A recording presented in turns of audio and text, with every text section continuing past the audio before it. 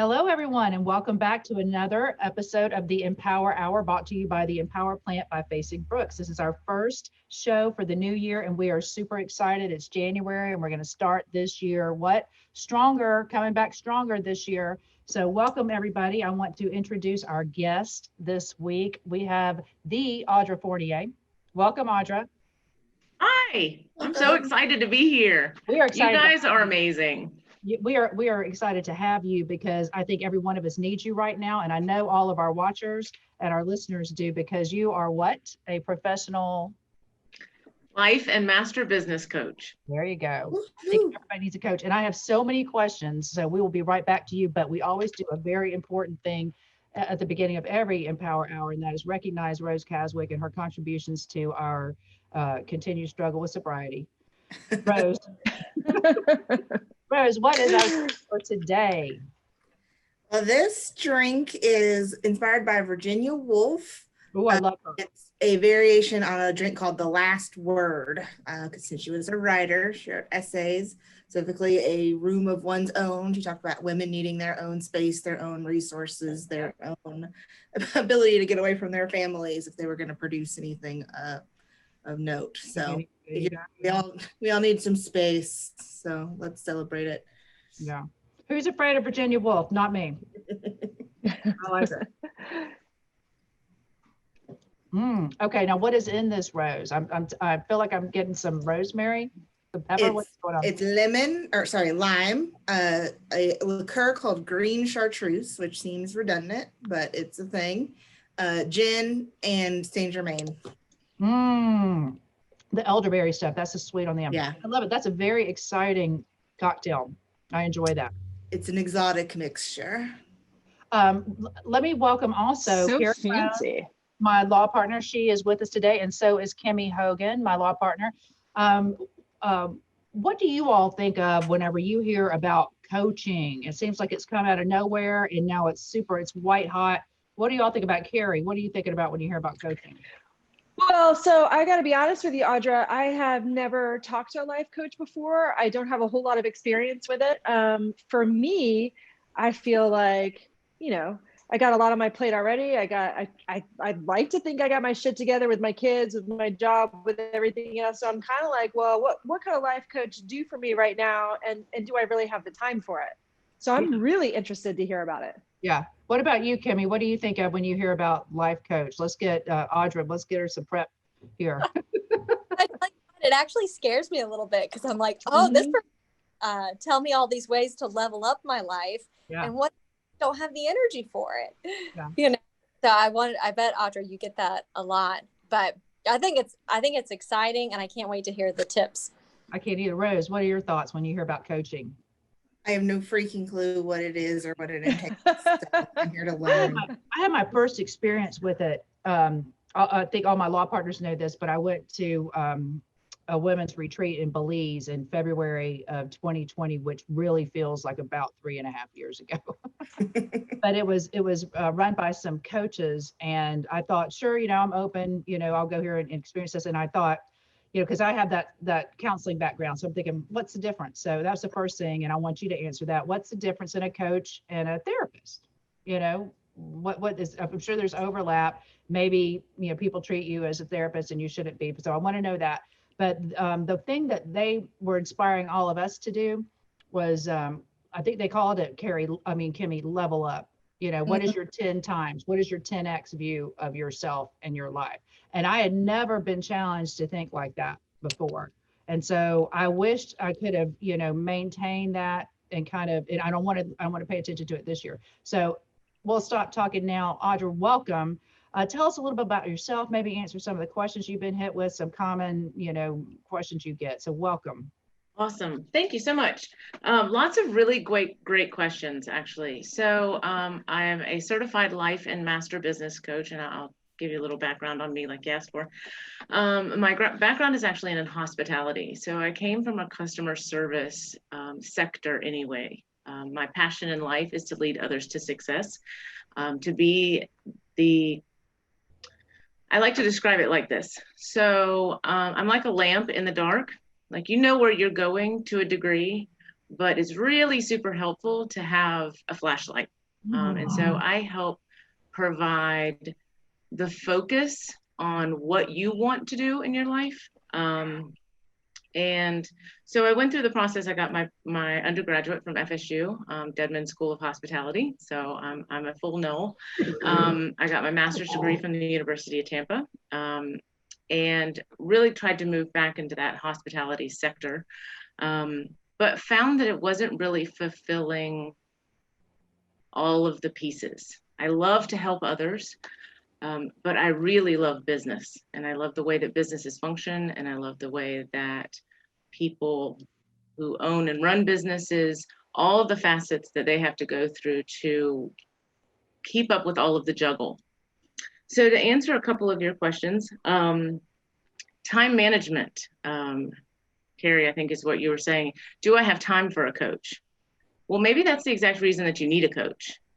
If you have so much on your plate that you feel like you're running in a rat race and you can't really hold all of the balls up and also do the self-care and have time to plan and time to really look at your life and where you're going from an outside perspective, then maybe that's the reason that you might want to look and seek a coach that can help give you that focus. See where you can save time, where you can be more efficient, where you can be a little more proactive, so that you have that little extra time to spend focusing in on the intentional part of where you're going in your life. Yeah, kind of like goal setting. Like if you're just treading water, you may not be dropping all those balls you have in the air, but are you really making any progress in personal growth or the personal goals or things that you've set for yourself? You know, because I think a lot of us think just maintaining is winning, and that's the finish line. Right, exactly. And we get lost in the day-to-day and forget where the actual focus is and what the actual intent. We get one life, right? And we should live it intentionally with purpose, seeking the things that provide joy and are the best use of our skills and talents. Next kind of comment was the energy to level up. It does take a lot of energy to challenge ourselves on a daily basis. It takes a lot of energy. And we have to make sure that we're taking the time to spend that energy in the right way, and with the right focus and in the right areas, so that we can achieve the things that we want to achieve. But I really loved Dana's question about the difference between coaching and therapy. I get that a lot. And I think that that's a main reason I think that some people potentially hesitate in seeking out a coach, because they think that it's one and the same. A very easy way to describe that is there's a very fine line, and that's today. Therapists look at yesterday and coaches look at tomorrow. So we do deal with things that have happened in our past, the way that we believe about ourselves and things like that. But really, we only tackle those on a one-off kind of situation. We're not here to delve in and, you know, give you psychotherapy and tell you what's wrong with you. I would say, Kimmy, with what you have on your plate, you know, you are managing a team, a growing team here. You've got 2 small children. You're married to a professional.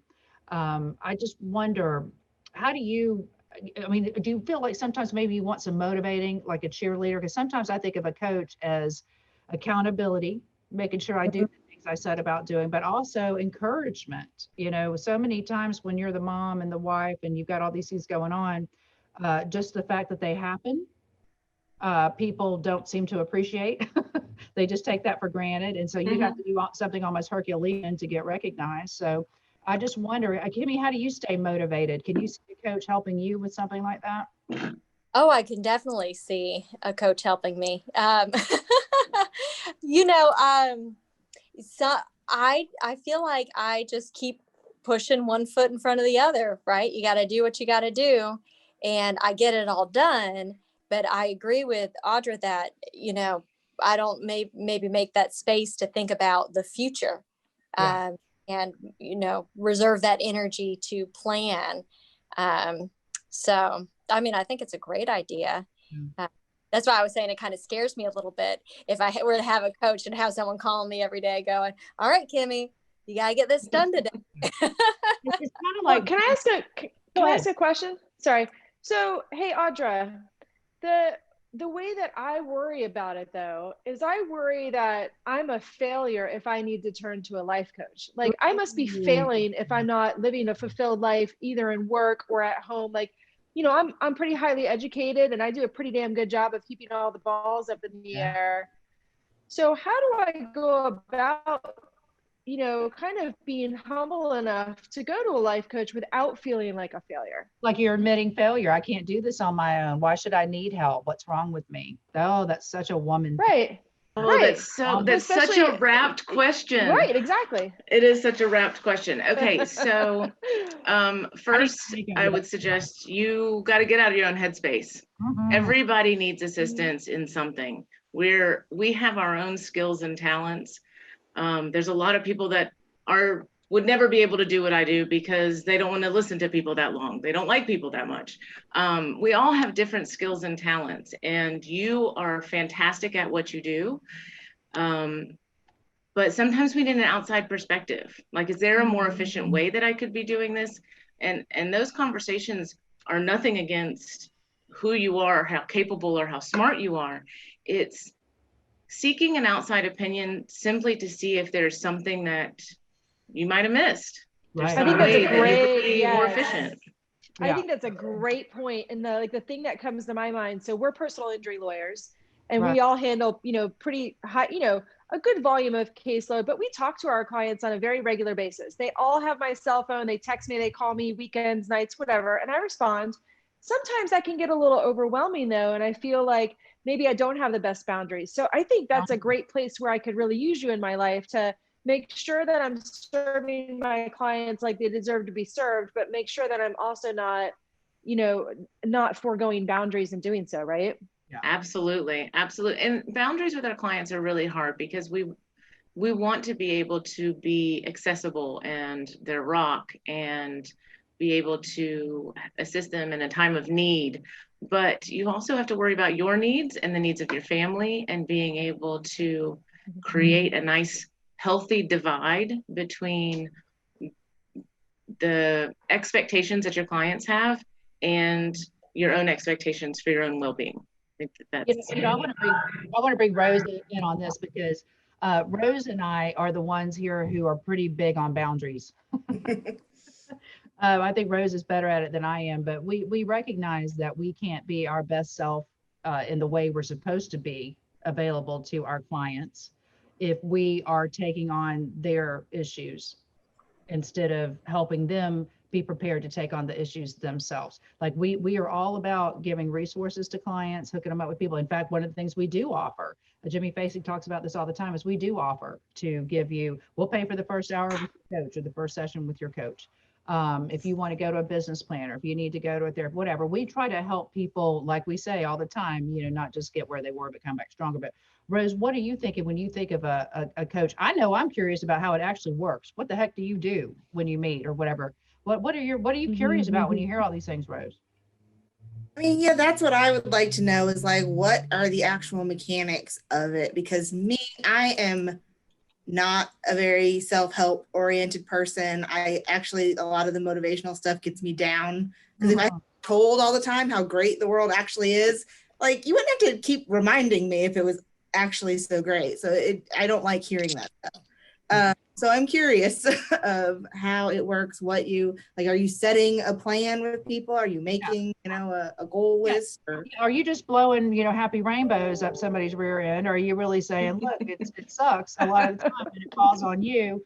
So here's an action plan. What, Audra, what is counseling? I mean, coaching, what does that actually look like? Operationalize it for us. So basically, I start from here and I get to here, right? So initial consultations or the initial conversation or the initial strategy session, discovery session, many coaches call it different things, but the initial conversation is one of the most important for laying a foundation. And a lot of things happen in this space. First,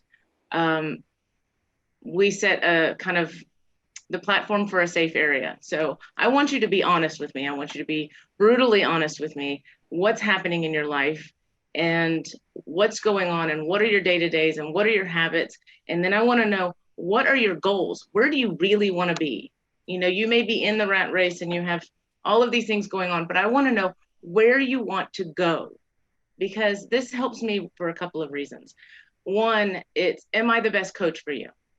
Is where you want to go somewhere that I can help you get? It helps me also understand, are you coachable? Are you going to take my advice? How willing and motivated are you to get to where you want to go? Sure. And it helps me help you lay out a plan.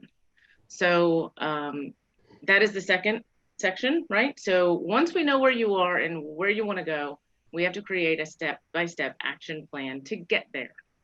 And then I hold you accountable to that action plan. If you're not doing what you say that you're going to do, I say, why aren't you doing what you say you want to do? You said you wanted to get to this place. We defined very specific action steps for you to get there, and you're not making progress. What's happening behind the scenes? How often do you find that their excuses or their reasons for not advancing are things that they put in their own way? Oh, like 99% of the time. Either that or they were not authentic in the beginning that they really wanted to get there. Yeah. So either the motivation isn't there or they're blocking themselves due to negative conversations that are happening in their head or what have you. Or sometimes you're just like, okay, what if I do reach this goal? Then what do I do? I have a real problem with that. And Rose and Kimmy and Carrie can appreciate the challenges of having and the rewards of having Jimmy Fasig as a law partner. Because if you don't have a bunch of goals and a mission and a life statement or whatever, he won't even get in the car with you. You know, he's just like really. But so no pressure. No pressure. I need a goal, man. I need some goals. And I know I'm setting them too low. I will tell you this about myself. I never set goals in my life until about 2 years ago. And I set some goals because Jimmy was in my ear like he is every January 1. Are you writing your goals? Are you writing your goals? Did you write your goals? Right. And so every year I usually just blow him off. And then this, a couple of years ago, I'm like, yeah, I'll do it. And so I did it. And so a year later, I go and I do the inventory. And I was shocked at how many of them I had accomplished.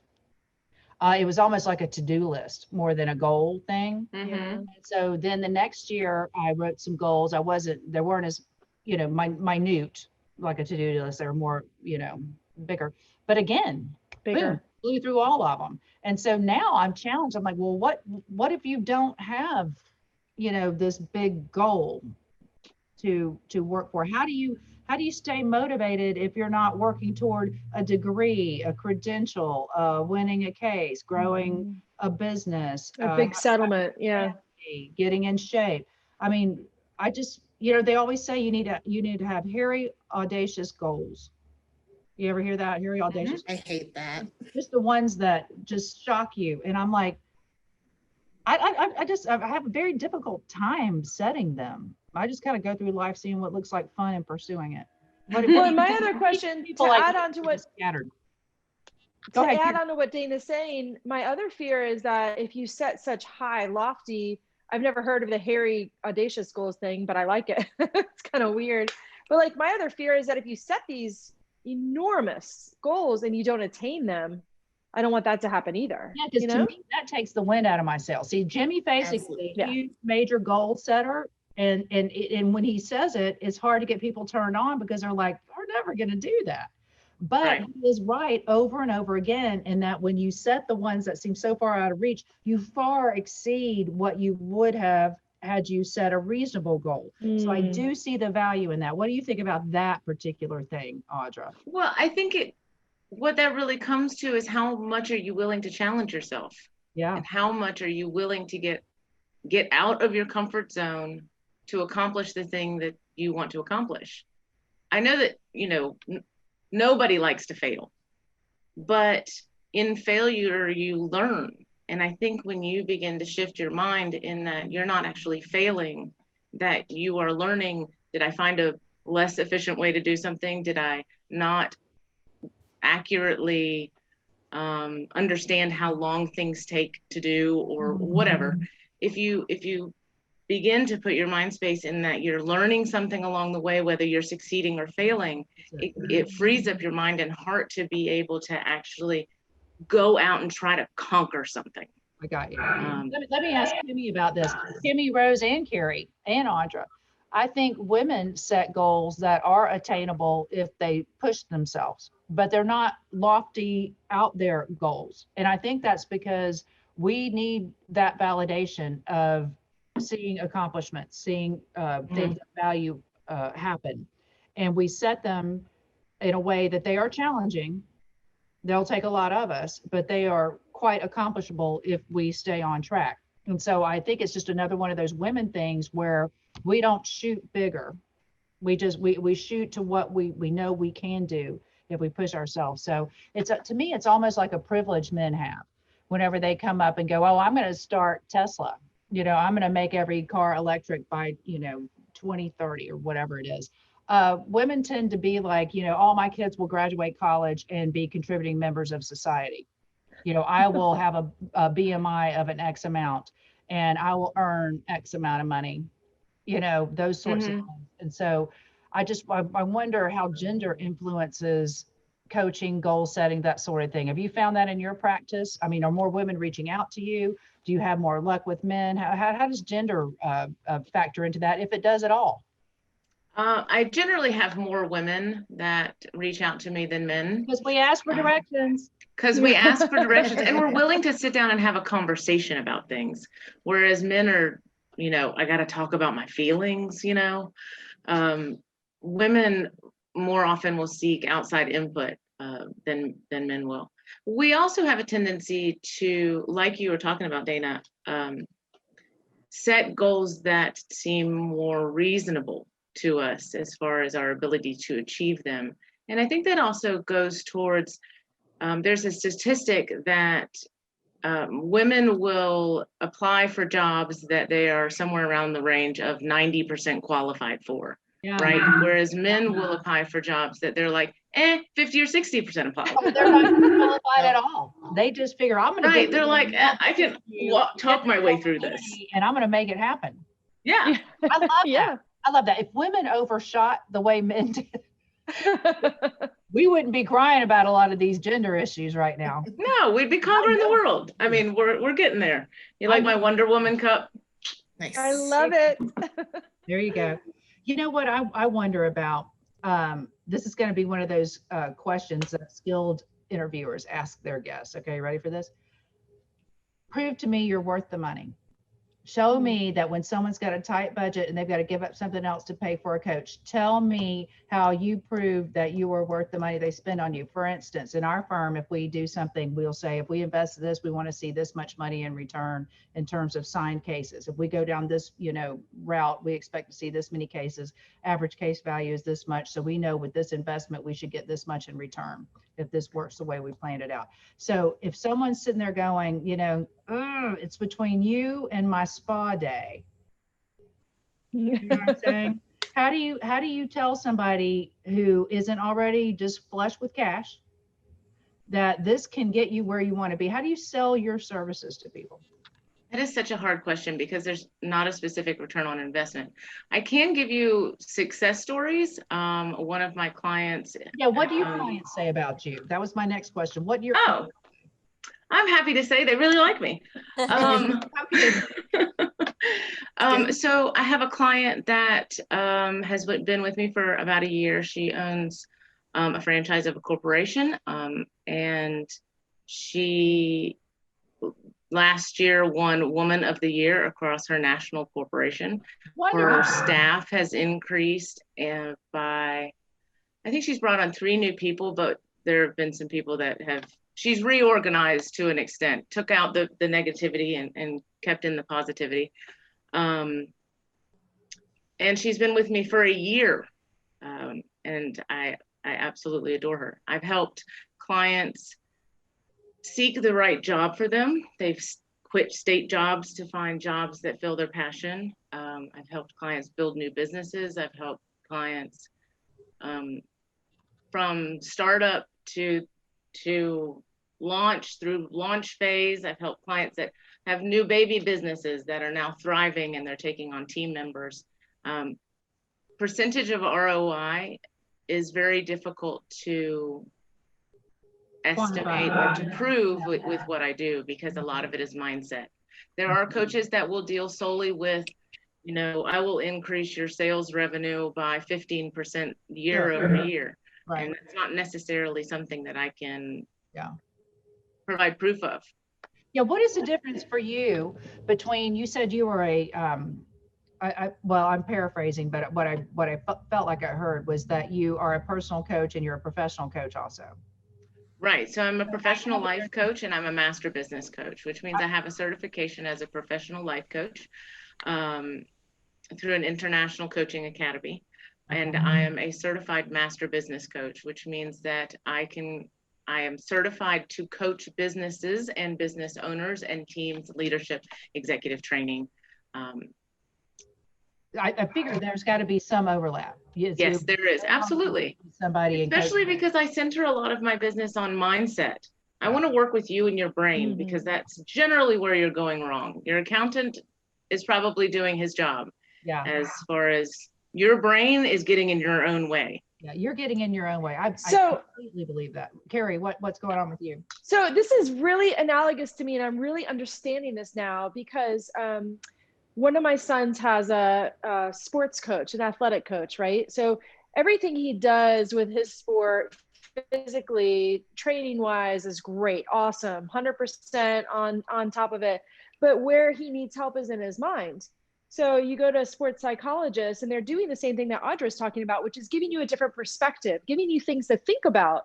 And I really like the fact that she said that the negativity is just all part of the process. It's part of learning. You have to lose, you have to go through the negative times to figure out how to become better. So I'm really vibing and understanding what she's saying now, both in a personal life and also in a business life. Like I could probably go to Audra and figure out how to be a better manager for my team, or how to be more motivational for my team so that they can produce more, or how to be a better manager of my own clients, because a lot of times clients need a lot of life management in addition to the personal injury cases that we have. Absolutely. Yes, 100%. You brought up something interesting, Carrie, which was experience with loss. Men have a lot more of that than women do because they've been in the arena a lot longer. They got there first and it was their job to protect and provide. So they've been getting their asses kicked a whole lot longer than we have. And so now we are going into different realms, different areas of the world that we weren't comfortable in and weren't oriented toward. We're oriented toward home. And so now when you go into the workplace, I find that what holds a lot of women back is their inexperience with failure because they haven't taken risk. A lot of what I find that holds women back just generally is risk aversion and risk experience.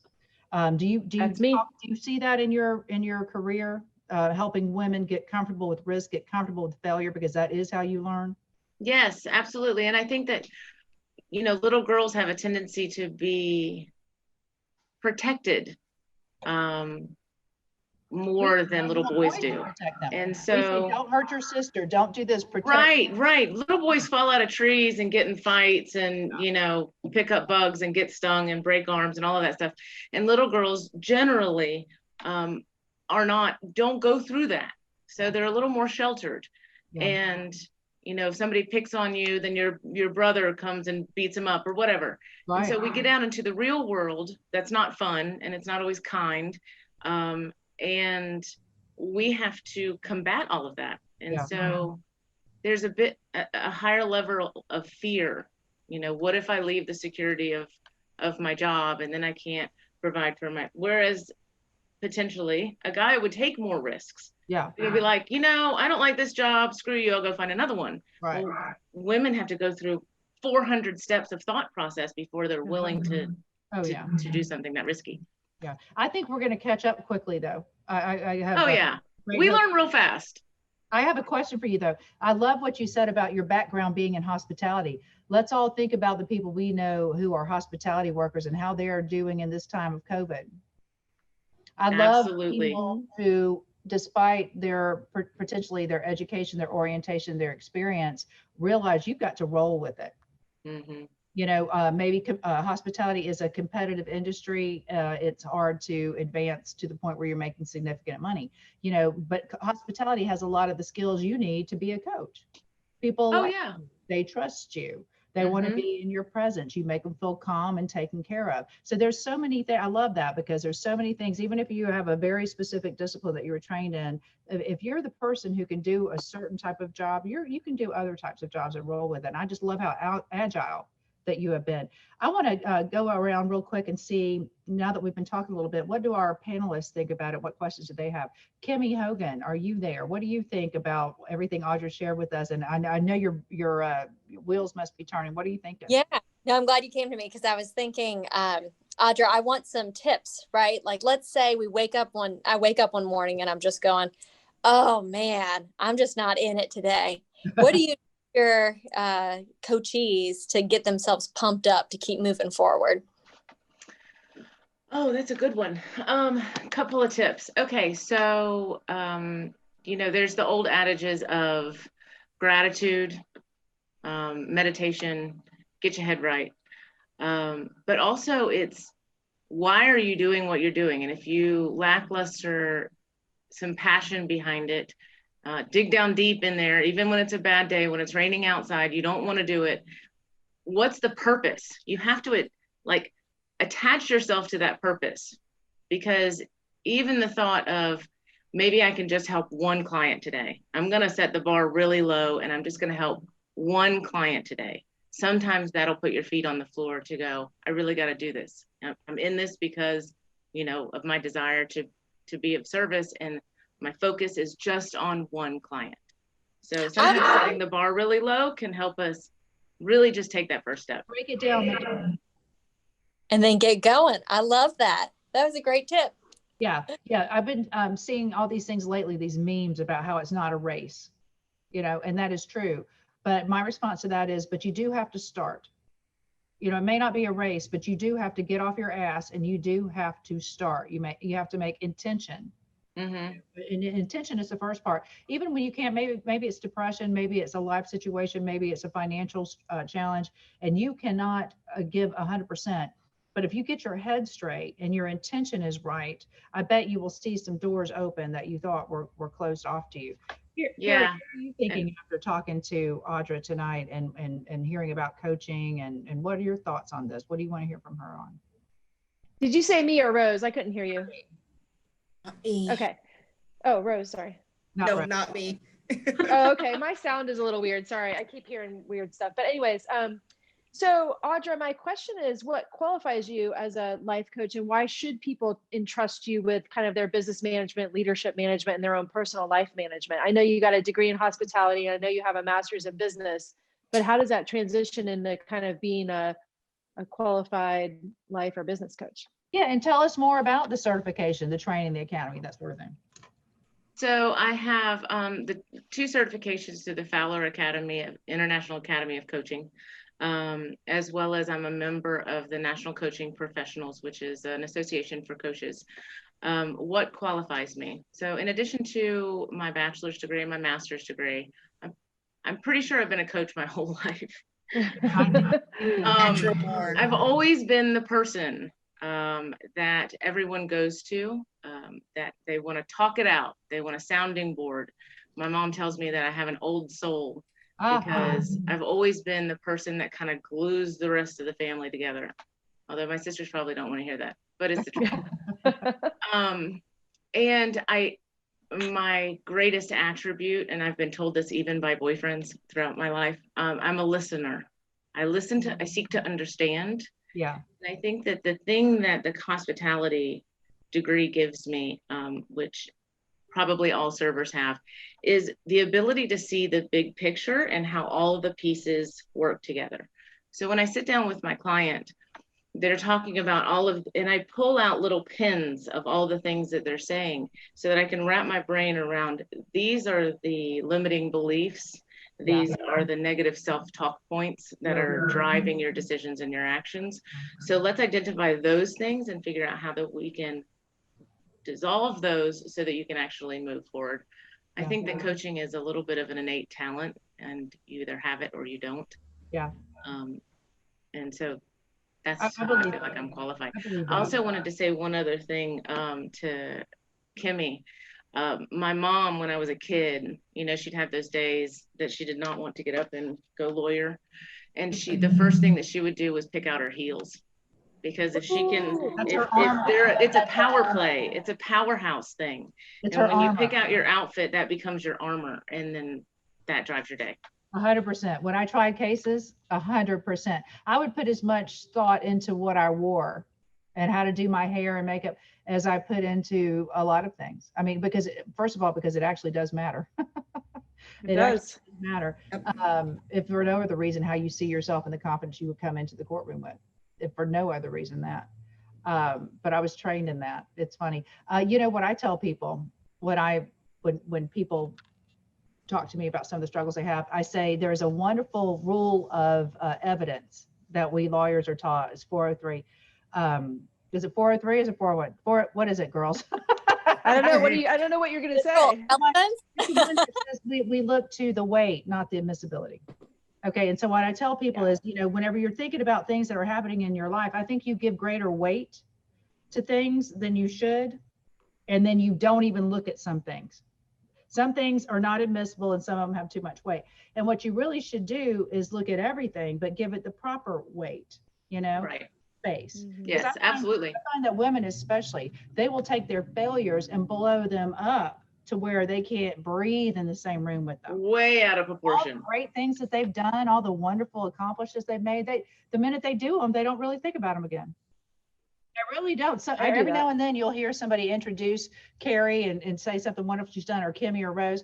And then I guarantee you, Kimmy, Rose, and Carrie go, oh, I totally forgot about that. I'm so busy thinking about how I was late picking up my kid from daycare and he was the last kid picked up and I feel like an asshole. Or I'm too busy worrying about I left, you know, a load of laundry and it got sour and everybody's pissed at me because everything stinks in the house. Nobody's got a good towel. You know, when you need to look at the space and the weight you give things in your life. And I want women to do what men seem to do instinctively, which is to crowd out everything else other than the best thing you've ever done. You know, how many people you know who are still trading on high school football? I played high school football. The Al Bundys of the world. I'm like, dude, that's so true. That was a lot, honey. That was a minute ago. Why are we still talking about this? They're proud though. They will look. Have you noticed this? Men will look into the mirror and see more or less that same guy who was captain of the football team. They're like, I look good. 78. They're going, I mean, I'm a little, I look good. I'm a little thicker. I ain't got no hair back here, but I'm basically that same player. You know, I'm like, why don't women, you know? And we're like, oh my God, this one start of a wrinkle. What am I going to do? What the hell is that? No, that's insanity. Insanity. What are you thinking right now, other than I can't believe Dana's my partner? I guess I would ask do you deal with people who aren't really goal setters and don't know what their goals are or should be? How do you get somebody like that started, you know, thinking of what the hell do I want with my life? Yes, this is a great conversation. And so how did I decide how to be a coach? And I kind of use this same platform, so I'm using myself as an example. I wrote down all the things that I'm interested in and all the things that I'm good at. And I found a correlating moment. Oh, I love that.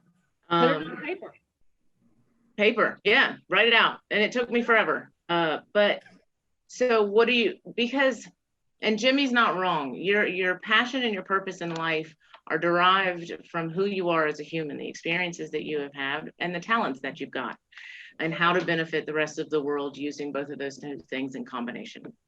So if you don't have goals or you don't know what you want to be when you grow up, then that is a really fun conversation, and it shouldn't be overwhelming. It should be exciting and interesting. Yeah. I think it's really important to approach life, your life, circumstances, with a sense of curiosity. There's no wrong answer, which is the great thing. And you can always try things, and if you don't like it, try something else. Sure. Don't take yourself too seriously. Audra, I have a final question for you today, and that is this. What if you can't afford it?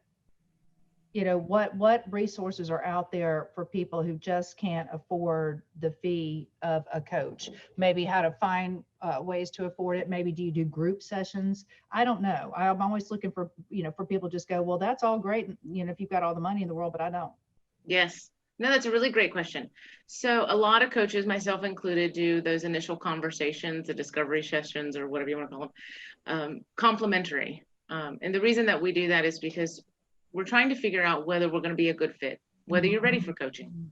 So if you reach out to a coach, you can get one of those initial conversations for free. Additionally, group coaching is far more affordable than one-on-one coaching. And those can be based on webinar, in person, Zoom meetings. There's a lot of different methods in which to find groups that you can join. Second, or third rather, would be dive into some different literature, some books. There are a lot of different styles of coaching conversations and books and podcasts and all kinds of stuff like that. And then maybe find a person in your environment that can act as an accountability partner for you, whether it be a sister or a friend or a partner or somebody that in your environment that's willing to sit down on a regular basis with you and just hold you accountable to whatever the thing is that you're trying to achieve. That makes total sense. I love all of that. And what I'm turned on to right now, and my daughter, Whitney, got me into it, is podcasts. I'm all about podcasts right now. And I know you and Margaret Rose Cox, you have one, the Goldfish Effect. Tell us a little bit about that and why you're digging podcasts, what you think about them. Oh my. Okay. So the Goldfish Effect, actually, Thursday nights is our podcast night. So we always record a new podcast on Thursday nights. Oh, big day for you today. Yes, it is. And I had a 10-minute speech this morning. So it's been a great day. So it's called the Goldfish Effect, and it's spelled with an A, effect. We realized that and knew it when we did it. And it's coaching conversations over cocktails. And basically we sit around, we have the best coaching conversations. We talk about theory, we talk about limiting beliefs and negativity and self-talk and goals and action plans and all kinds of different topics. Because we're trying to take the mysticism out of coaching. We're trying to take the fear out of coaching. We are just want to talk about coaching so that in different ways so that people can learn. And we're kind of funny and we have ADD, so we go off topic, and she talks a lot and laughs a lot, and her laugh is funny, and we just have a really good time with it. Now tell me this, what do you think is, I think when most people hear coaching, they think of an athletic orientation, you know, an athletic context. Is it pretty much like that? Like, I never played team sports. Carrie can talk to this. I don't know about Kimmy and Rose, but I never played team sports, so I never really got close to a coach or really get a whole lot out of it. Obviously, Carrie is deeply immersed in this, but is it like what a sports coach does? Is that a fair way to think about it? Fundamentally, yes. Because a coach is trying to, it's more like a sports psychologist, get the best out of you. Sorry, coaches I didn't mean to walk push over you you and no. motivate you. So in that regard, yes. But the coaching that I do is I am trying to push you to be the best that you want to be. So that's where it's similar. But you get to design the plan for whatever it is. Yeah. Now, when I hear coach, I think of football coach. I think of baseball coach. I think of a man, you know, getting the top performance from his athletes, which I guess is okay, but it just feels very masculine in origin to me. I don't know what the female equivalent of a coach would be. Kimmy and Rose, what do you think whenever you hear coach, just the word coach? Yeah, I think of it in the sports context. Most, like, that's the first thing that pops to mind if I was doing like word association or something like that.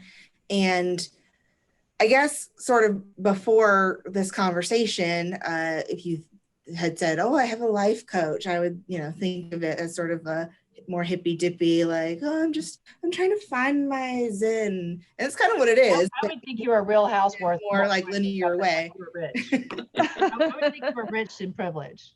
Yeah, like Gwyneth Paltrow would have one. Yeah. I haven't decided how I feel about Gwen. I think of her often. What about you, Kimmy? When you think about a coach, do you get sports connotations? What do you think, Coach? Oh, she's muted. Yeah. Is she muted or not there? Oh, I'm muted myself. Okay. What do you I think was about Coach? I debate policy debate for my whole life, so I always think of my debate coaches. Okay. So, And Kimmy and her husband, they are coaches themselves. Like they coached mock trial, which I try to do a little bit too, but I don't think I understood what coaching meant in that context either. I was basically like, you're basically me, so you will win. Is that coaching? oh Lord. Well, you're kind of guiding, right? You're kind of trying to keep the person between the lines and kind of, addressing situations as they come. Yeah. And there are definitely what I would call woo-woo coaches where, we want to talk about like how the sunlight hits us in the morning and what Which crystal is going to help me get to my goals? Which crystals? Yes. Yes. Hey, Dana. Yeah. Hey, Dana. So, the way that I'm thinking about it is we are kind of coaches in our own practice because we have clients that need guidance through some of the hardest times of their life. Yeah. And we coach them along, with respect to what medical care to get or how to get their medical bills paid or how to get lost wages. We coach them throughout the entire process of the case. So really, I think that's what we're doing on a daily basis, honestly. I think that's incredibly astute. Jimmy and I like to think of it as being guides, but it's more than that. A guide is just kind of like holding the flashlight, open the doors, make sure you don't trip. But like Carrie said, is we're coaches. We don't want you to just, not screw up your case so we can all get paid. That is not the Facing Brooks way. We want to, as Jimmy says, create raving fans, people who just love us for what we've been able to do for them. But, they come to us at the lowest point in their lives. They don't come to us because they can absorb this loss. Not everybody brings a claim, and I get that because some people can walk it off. Some people can absorb it. I probably could. Not everybody's like that. And there is no shame in standing up for yourself. That's why I love the idea of coaching, because so many times you're in your head, you're thinking, I shouldn't pursue justice. I shouldn't stand up for myself. I can't ever actually do that. I'm only going to be a worker. I'll never be an owner. And a coach gets in your head and says, I don't see you that way. And I really don't see a basis for you seeing yourself that way, if I'm honest with you. And then the minute, at least for me, the minute I start seeing myself differently or start going outside of this, very fixed image I had of the problem, the situation, myself, and I just let that go and I open myself up to seeing it differently, it's like the whole world opens up. It's like sunshine from every direction. And next thing you know, you're accomplishing things, check them off the list. So that's an excellent analogy, Carrie, I think. Excellent. Yeah. Thank you. I just realized that. Let's do this. Let's close for today. I want to start with Rose, then Kimmy, then Carrie, and then let's end with our gracious guest who's so kind to be with us on her big action-packed Thursday. Thank you, Audra. So let's start. Okay. I mean, I'm pretty much I'm excited to have learned something today about what coaching is and how it works. And I will think about it. That's a huge leap from Rose. Rose said she will even consider that you deserve air. That is a huge, huge thing for Rose. Thank you for that growth today. All right. That's so funny. Well, what this has motivated me to do is to go make my goal poster for the year. I've been meaning to do that so that I have my motivation right there in front of me every day. So if I'm feeling kind of wah-wah, I can rah-rah myself up. So is it something where you visualize yourself? Is it something that you see the goal accomplished? Mm-hmm. Wow. Yeah. I need one of those, a vision board. Right now, that's a magazine stack. My vision board is a stack of magazines that I need to go through. Carrie, what are you thinking? Your last thoughts today? I mean, I came into this pretty skeptical and I'm pretty enlightened. And like Rose said, I learned a lot. And what I learned, I think, is that even when you think you're successful and when you think you can handle all the balls in the air, you could still use some help from somebody who has a different perspective and somebody who can, kind of mentor you along the way and offer you different ideas. I love that. I really do.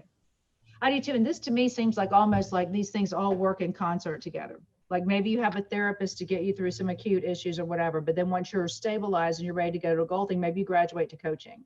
I love that. I love the thought that It's never up to you to do everything and know everything on your own.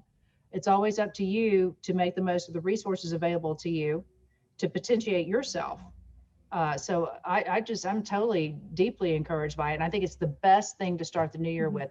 Audra, in closing today, I want to thank you so much and just ask you for some final thoughts. What would you like to share with everybody about your passion for helping people reach their potential?